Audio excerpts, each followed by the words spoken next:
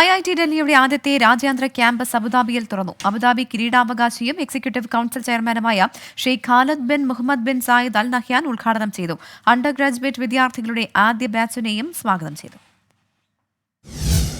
അബുദാബിയിലെ പ്രമുഖ വിദ്യാഭ്യാസ സ്ഥാപനങ്ങളായ ഖലീഫ സർവകലാശാല, Mohamed bin Zayed university of artificial intelligence, Sorbonne university Abu Dhabi, Zayed സർവകലാശാല എന്നിവയുമായി സഹകരിച്ചാണ് പുതിയ ക്യാമ്പസ് പ്രവർത്തിക്കുക. ഗവേഷണം, വിദ്യാഭ്യാസ പരിപാടികൾ, സെമിനാറുകൾ, ഇന്റേൺഷിപ്പ്, ശില്പശാലകൾ, മത്സരങ്ങൾ തുടങ്ങിയ ഒട്ടേറെ മേഖലകളിൽ സഹകരണം ഉറപ്പാക്കും.